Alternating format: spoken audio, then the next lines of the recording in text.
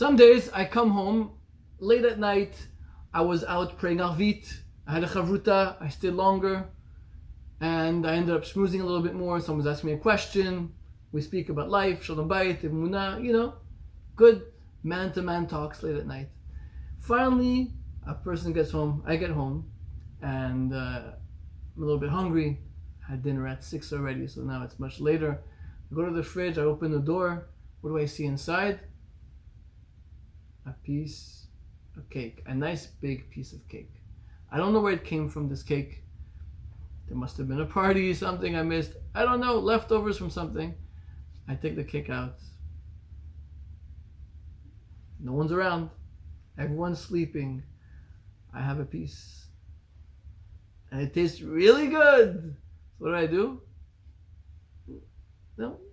I didn't eat in a few hours now. Okay, let's have another piece. And another piece. And I see there's a little bit left. No one's around. I could just go ahead and finish it. But I decide, you know what? Let's leave it for somebody else. Tomorrow, one of the kids, or maybe even my wife's going to want it for dessert, for breakfast. She'll enjoy it. And I put it aside. And I'll leave a nice, respectable piece of cake in the back so that the kids don't even touch it.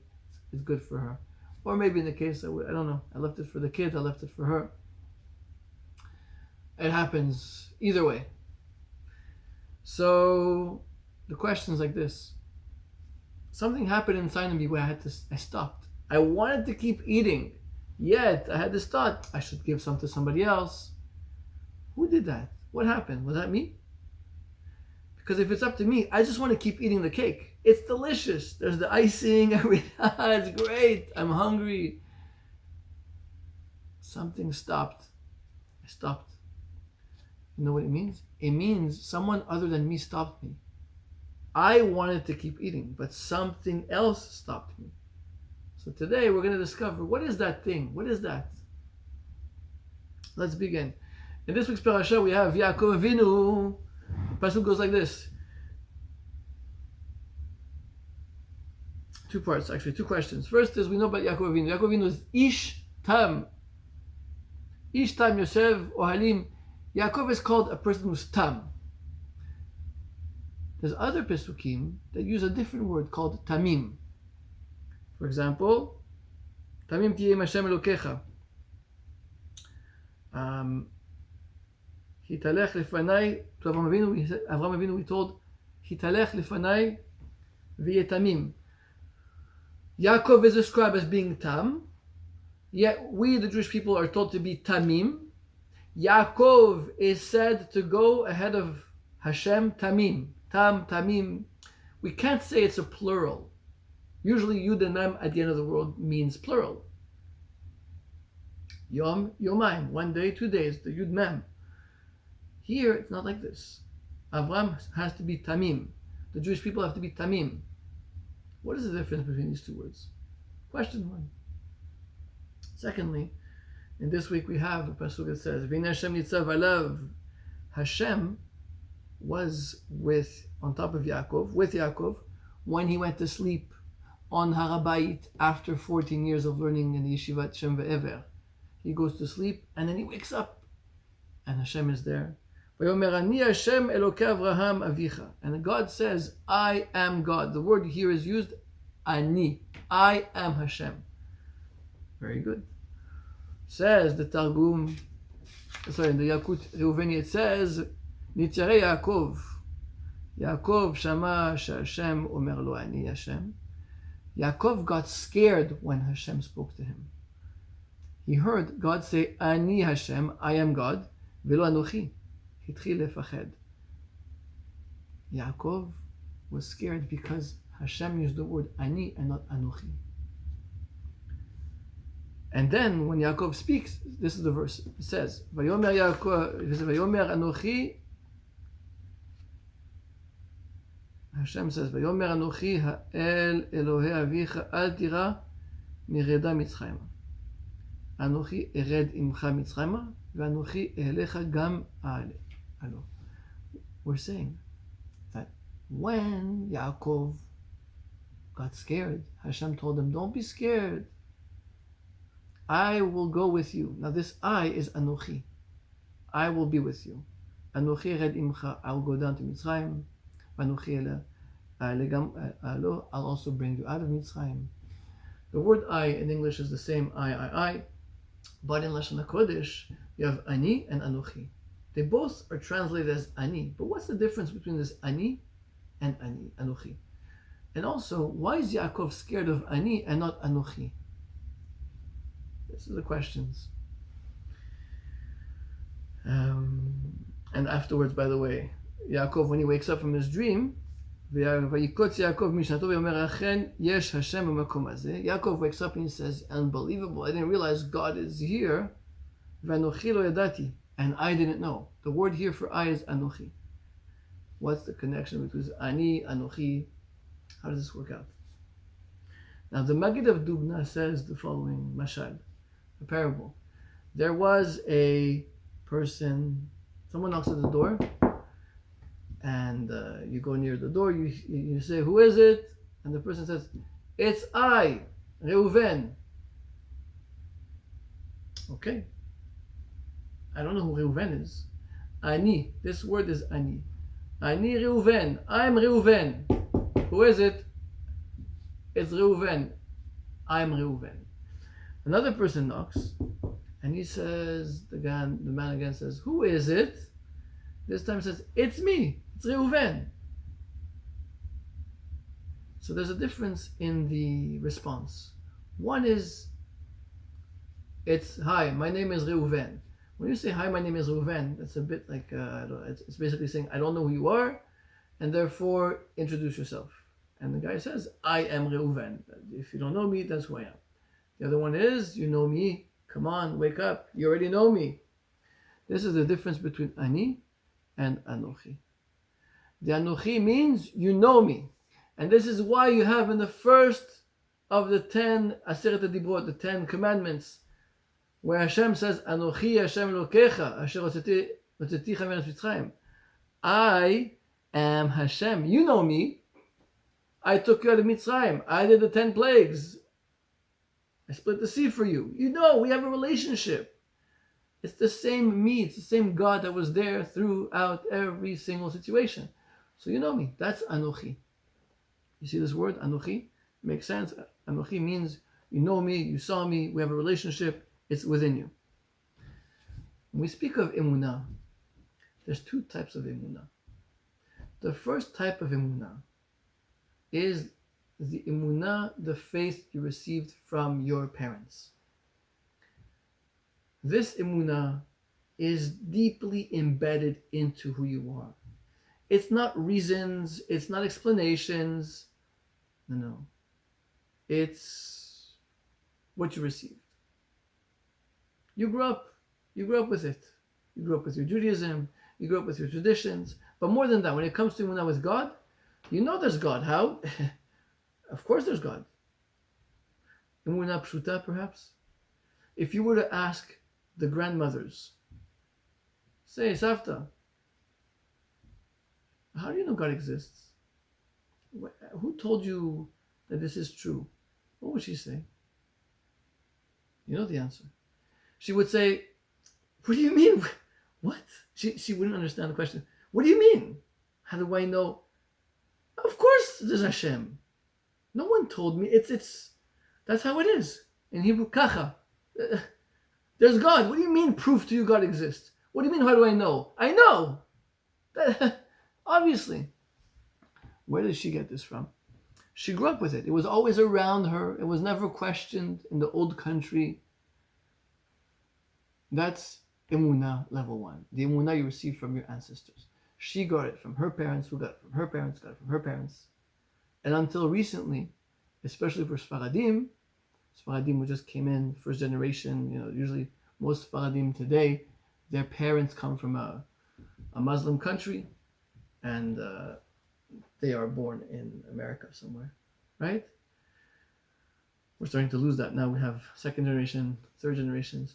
But the first generation, as we know, the parents, it's just this way, of course. There's no question. They never did philosophy. It was obvious to them. But obvious, how did they know? Because their parents told them, everyone around them told them. So the first level of Emunah is this one.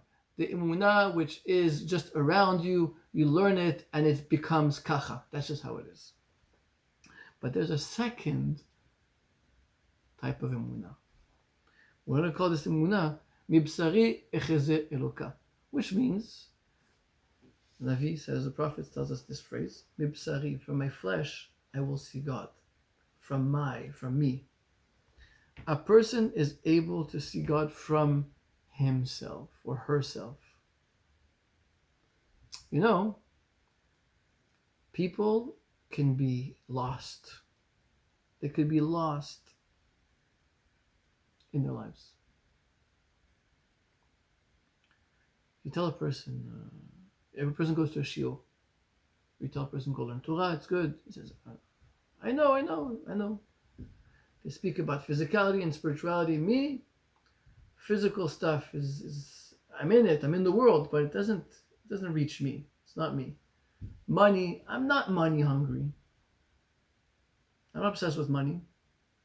A lot of times the shiurim speak about how you have the rich guy who's obsessed with people chasing after money, and you have to chase after your spiritual wealth with mitzvot. You hear it, a person hears it, but I don't chase after money. I'm not one of those people. Or you hear a shiurim on Lashon Hara.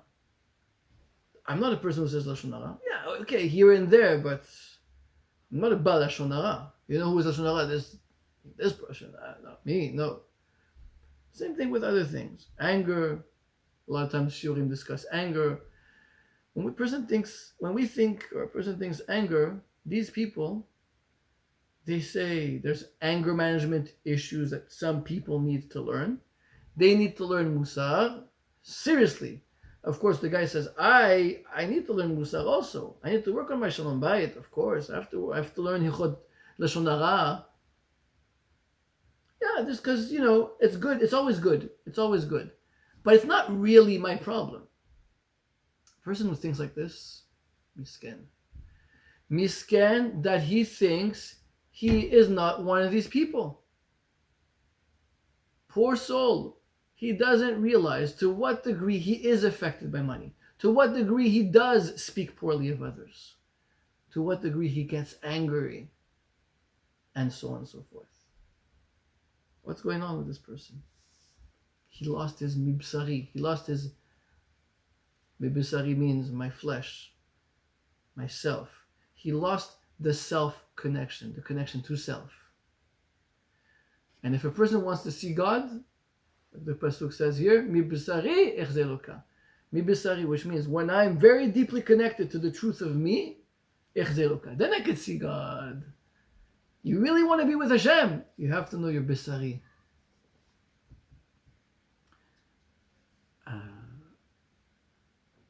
For those who have kids, this scene might be familiar. It can happen if the kids are being noisy, rambunctious, and you're just trying to learn at home, or you're doing some work, finishing up some paperwork, you're trying to have a quiet dinner after a long day at work, after everything you've been up to, and the kids are starting to go crazy, and it's near bedtime. You know how it is, near bedtime, and they increase the madness. If they have a switch, they turn that switch on, I think, more. It goes from 6 to 9 when it's bedtime. What happened? You were fine all day, all of a sudden, whoops. Okay. So the kids start to go crazier. They start to fight a little bit. You say, kids, time to go to bed soon. Let's calm down. And they look at you. And they continue. You say again, kids, come on. Settle down. A third time. There's going to be consequences. We can't keep going like this. I need to take care of this. Please. And on the fourth time, get up. You walk over, but you remember all the great lessons you learned. We don't do chinuch. We don't educate our kids with anger.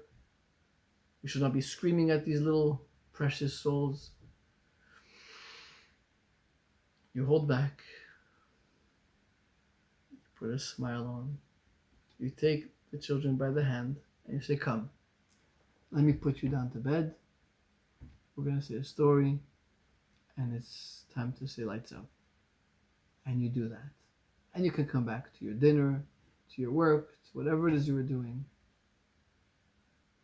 Question. What happened?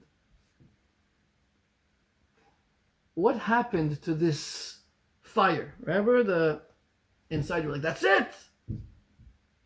Where did that go? It just disappeared? Poof! It went away? It doesn't just disappear. It doesn't just disappear. Someone brought the kids to be a bit crazy over here in a situation to bring out something inside of you. We know who that is. If you're listening to the shiurim, you know what I'm talking about and who I'm talking about. HaKadosh Baruch Hu makes situations in your life a little bit more level 9 to bring out the Anochi. Hashem wants your Anochi. He wants the real you. He doesn't want your theoretical best self. I'm put together. I look fine. Yeah, everybody gets angry a bit, but not me. I'm not an angry person. I don't need therapy for such a thing. I don't need help. I don't need intervention. I'm not obsessed with financial security. I want comfort like everyone, but not me.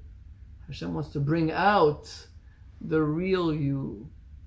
With the real you, there could be a real relationship with HaKadosh Baruch Hu. Hashem brought the crazy kids, the craziness in the kids, not the crazy kids, God forbid, the craziness within them to bring out the real you. And then, miraculously, takes away the bug-eyed father or mother who's about to lose it. Why? So you can think, where did that anger go? It's a good thing I held back. I held back? No, it was held back for you because you were not going to hold back. Hashem just came in and saved you, but only to reveal that even though you did nothing bad, it was inside of you. That's you. You get angry. Emunah number 1. The first level of Emunah means I know there's a God. God exists. We live a theoretical life. I'm a good person. I'm a good father. I'm a good husband. But the realness is not there. A person knows God exists. It's a wonderful thing to know God exists. God runs the world. You read good books. It's very nice that you know God exists and how He works. And you read Derech Hashem and you know how Hashem works and good and bad and why do bad things happen. And you have good answers. It's very good. But it's in theory. Greater than that is to know Hashem is here. He's here with me. Not to know Hashem exists. I know, I feel Him. You know where you feel Him? You feel Him when you're about to get angry and you don't. And right there you go, Hashem is with me now. Wow! Wow! You want an encounter with Hashem? There it was. The encounter with Hashem is not necessarily on Yom Kippur. It's also Yom Kippur, good. But besides Yom Kippur, it's there and then. There and then, when you're about to lose it. And who held you back? Hashem. Who held it back? Now you know Hashem was with you, is with you. That's where He is. He exists. You feel Him in you. Incredible, no? It's incredible. You have a palpable way to feel HaKadosh Baruch Hu in life. Who stopped me? It was Him. Who stopped me from eating that cake? Hashem. You can have that experience. It's unbelievable. Hashem is not in the heavens. What that means is that it's not just a theoretical experience that you have in yeshiva, in seminary, in kollel, in shul, in the Bet HaMidrash, on Shabbat when you're walking and it's just all, Keep those experiences, they're fantastic. But you want to feel Hashem really right there. He's within you and also helping you. There's no closer than that. The level of tam means I received my emunah from my parents. And that's a very nice thing. We need to have that. You have to put that into your kids right off the beginning. Yaakov was ish tam. Yaakov had this level. He realized my emunah is just what I got from Yitzchak Avinu, from Avraham Avinu, from all those years in Kolel and for yeshiva that he spent by Shem Ve'ever learning. He had so much Torah. The Sfarim speak about when he went to sleep, he put his head full of Torah down on the rocks, and it was an incredible experience. That's a very profound ideas there, but he had the Torah in his head. So he gets scared. He got scared when Hashem wakes him up with the Ani. Hashem says, "Hello, Yaakov, how are you? I'm actually here." He got scared that Hashem was really here. And he says, "Anochi lo yadati. I didn't know." Everyone knows Hashem's at the Kotel, in Eretz Yisrael, in Yerushalayim. We all know it. We all know that the Shekhinah can exist in your home. We know the Shekhinah Hashem is found in Torah. We know that. Ani. I know that. That's an Ani. I know that. But does Anochi know that Hashem is there? It's a huge difference. When you meet a person who says I and I, but it's a very different I. And it's different for us too. We have to shoot for this Anochi. And how? By becoming Tamim. Tamim tiye im Hashem Elokecha. You want to get to the Tamim to know that there's always Hashem with me. Not in theory, but I feel it. And one of the best places we learn, Rav Usha teaches us in the Derech of the Baal Shem Tov, that whenever you have a nefilah, a falling, you fell, you did something not so good, you got angry, you got a bit too cheap, you went for that piece of cake, over there you can find Hashem. You can say, wow, I'm really not, I'm not such a considerate father, husband, wife, if I just eat all the cake for myself. What about all those times I was kind? Wow, Hashem is so kind. All those times He made me not eat the cake. All those times He gave this last slice. You only have one piece of pizza left. You want it. You come home, there's only one slice left. You're about to have it, and the kid goes, "Can I have?" Okay. Hashem stops you there, and He helps you. You can feel Hashem there. So wow. When you have this kind of emunah, where you know Hashem exists, He's here, He doesn't exist, He's existing, He's here. You feel Him. You feel Him because He literally interfered in your life. He got involved, not interfered. He involved Himself in your life.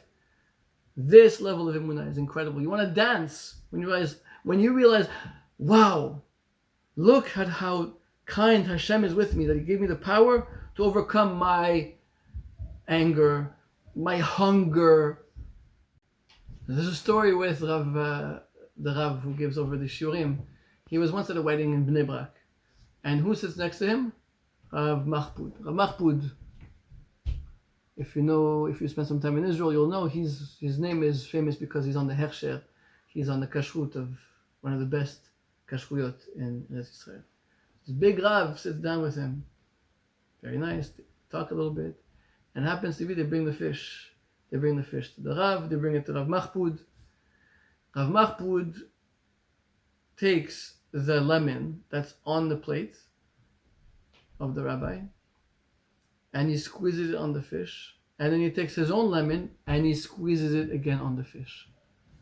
So the Rav who teaches us all these Torahs, he tells him, Mechila, Slicha, the rabbi, I'm sorry, I don't like lemon with the fish. I don't know why you're doing this. Rav Mahpud tells him, I know you give shiurim, but I don't want the shiurim to stay in theory. You also have to bring into the shiurim shalom bayit and chinuch and the kids. The fish, eat the fish, because that's going to give you strength to put in good shalom bayit in every dvar Torah, And the lemon is so that you can also teach over good chinuch in every shiur. The rabbi was teaching him, Rav Mahbub was teaching him, don't, and maybe all of us, don't just learn Torah in theory. There's a question, there's an answer. Oh, Rashi says this, and why did Yaakov do this? And why did Esav do this? And Lavan, and that. Good questions. It's Torah, but it stays theoretical. You have to put it in also in practical applications of life. Shalom Bayit, Chinuch, this is life. Before a person gets married, they're in a level of tam. They know how they should be with their husband and wife and kids and with their midot and how they want to be in life. When they finally start with their homes, and you know how it's going to be, right? Tam. It's a very good theoretical plan you have. Thank God you have that. Some people have no plan. You have a plan. That's tam. But you have to upgrade to tamim. First of all, fish. What's fish? Fish, they swim. In Hebrew, we say, tzarich ladat lischot ben hatipot, which means a concept we have to learn in Shalom Bayit for men and women alike. You have to swim between the drops. It's hard to translate this concept, even the words. Swim between the drops. How do you swim between drops? It's not so simple, is it? To swim between the raindrops. Imagine there's rain dropping, you have to swim between. Swim between the waters in the ocean. The idea being, it's not so simple to be married. A guy sits down and he had a hard day, and he wants his wife to say, honey, how are you doing? How was your day? You know what, before you even have dinner, let's sit and have some tea. Here's a piece of cake. You can tell I like cake, right? Have a piece of cake. Tell me more. Meanwhile, that's not what happens. She's busy giving a shower to one child, and you see the kitchen, there's no dinner set over there. There's nothing on the table. The guy says, what's happening? He wants this motherly person to show up and take care of him. And it's not the case. She says, there's leftovers in the fridge. Please, if you don't mind, just heat it up. Okay? God forbid, that's not a bad wife. I'm not saying that should be, but he expects it. If he comes out now and he says, I had a hard day, why aren't you taking care of me? I called you, I did this, I did that. When you have a hard time, I do this. What about you? Come on, let's make it more balanced. If he does this, it's a disaster. You have to learn how to swim through the different situations in marriage. And the lemon, once there's kids, it's not so simple. Things get extremely difficult. That's the lemon. That's the sourness of the lemon. Well, God forbid, not saying it's sour to have kids. It's a tremendous bracha to have kids. But it's not simple. It's not easy. It's not easy. Anybody who has kids knows. You know. Everyone puts up a nice front outside because, let's be real, we have to live life. But single people look at parents that have kids and they say, oh, it's so nice. I want a family like this. That's not the real picture, right? It's not terrible at home. It's just not easy. And every age has its different challenges. This is the lemon. Rav Mahbub wanted to say it's hardships of marriage, hardships of the challenges of having kids. You need to learn how to navigate this properly. Don't just learn your Torah in theory. Live it. Live it. We have to live it. When we have a Bisari type Emunah, when we see Hashem in our lives, we become compassionate. We see how much compassion Hashem has for us. He's compassionate to our families because He prevented me from getting upset. It's very nice that I learn a lot of Torah and a lot of shiurim that tell me don't get angry. Just because I watch those lectures doesn't mean it's going to affect me. Just because I read books doesn't mean it's going to affect me. The fact that it works is miraculous. It's amazing. Hashem is here stopping all that stuff that can come out. The besari, my stuff, my besar, my meat, my lowliness. My meat, my flesh, my lowliness. In spiritual terms, when we speak about meat, basar, we mean of physicalness, physicality. Physicality meaning money, ta'avot, physical urges, food, right? and all that other stuff. Be in touch with it. Be real with it. Know that it's there. And know that when it's stopped, it's Hashem stopping it. And Hashem is with you. You have compassion with your family. When they slip up, you go, no, Hashem didn't help them out. They're not bad. I'm going to get upset with them. We're the same. I'm the same. I can't get upset. I shouldn't get upset. This helps us. When you have this Emunah, when you see Hashem in your life daily, it's not just the theoretical stuff, it's real. Wow. We have to be tam, we have to know the right things to do and say, but you also have to feel it. And the way you feel it is whenever you have a moment where you almost slipped up, realize it was Hashem who's with you. And the zechut of this shall be tamim. And we should all have the zechut of Baal Shem Tov, of Usher, all the tzaddikim who teach us these Torahs. The Kadosh Baruch Hu should help us in our ways to build a bayit neman b'Yisrael, to build a trusting house, trusting Hashem, to see the anochi of Hashem in our lives. Amen. K'nei ratzon.